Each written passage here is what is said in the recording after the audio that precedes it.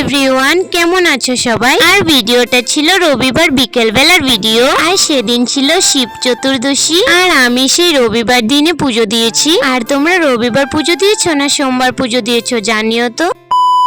Hello everyone, good morning. সবার শিব পুজো কেমন কাটলো? আমার তো বেশ ভালোই কেটেছে। তো ভিডিওটা আমি শুরু করেছি তখন ওই বিকেল 4টা মান বাজে সেই থেকে। আর আমাকে তোমরা অনেকে মেসেজ করছো, কমেন্টও কিছুটা করেছো যে আমার মা বাবা কি বাড়ি থাকে না নাকি। আবার কেউ এটাও বলেছো যে আমার মা বাবা আছে কি নেই, কিন্তু তোমরা আমার ভিডিওতে দেখতে পাও না। তো সেটাই বলবো আজ। তো এই যে দেখো এখানে দুজন বসে আছে, প্রথম জন হলো আমার মা আর দ্বিতীয় জন হলো আমার সম্পর্কে এক দিদা।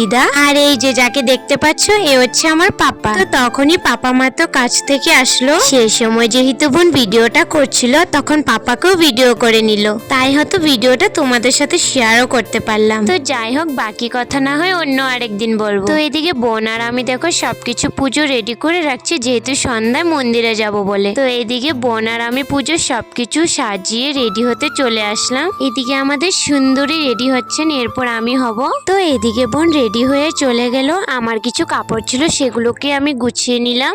আর এখন এদিকে আমি রেডি হচ্ছি, না হলে নাকি আমাকে রেখেই চলে যাবে ওরা। তো চতুর্দশী তো সেই 4:30 কি 5টার সময় লেগে গেছে। তো আমরা ভাবলাম যে একটু সন্ধ্যা করে যাবো, তাই সবাই মিলে 6টা কি 6:30টার দিকে মন্দিরে চলে গেলাম। তো এদিকে বোন রেডি হয়ে আমাকেও একটি শাড়িটা পরিয়ে দেও, কারণ ওই যে শাড়ি তো পরতে ভীষণ ভালোবাসি কিন্তু নিজে তো পরতে পারি না। তো এদিকে আমি রেডি হতে হতে দেখি বোনরাও চলে আসলো, কারণ আমি দুপুরে বলে রেখেছিলাম যে সবাই মিলে একসাথে মন্দিরে যাব আমরা, কারণ সবাই মিলে একসাথে গেলে অনেকটা ভালোও লাগে আর অনেকটা আনন্দ হয়। আমার তো বেশ ভালো লাগে সবাই মিলে কোথাও গেলে। তো দেখো সবাই মিলে আমরা বেরিয়েও পড়লাম, আর মন্দিরটা ছিল আমাদেরই বাড়ির পাশে।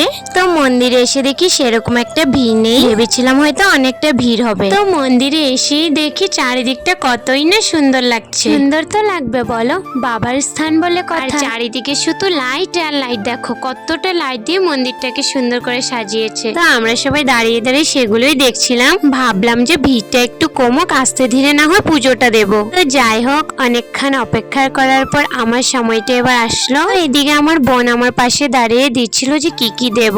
হয়তো সেরকম বিশেষ কিছু আয়োজন করতে পারিনি, যতটুকু দেখেছি বা যতটুকু শিখেছি সেই থেকে আমি বাবার মাথায় জল ঢালি। আর জানো তো এরকম উপোস থাকা, শিবরাত্রি পুজো দেওয়া, সেগুলো আমি অনেকটা আগে থেকেই করি। কেন জানি না, সেই উপোস থাকা, উপোস থেকে পুজো করা আমার ভীষণ ভালো লাগে। তো এদিকে আমার বাবার মাথায় জল ঢালা হয়ে গেছে, এরপর আমার বোনরা ঢালছে। তো এইভাবেই আমরা রবিবারে বিকেলটা সবাই মিলে কাটিয়েছি। ভিডিওটা তোমাদের কেমন লেগেছে জানিও।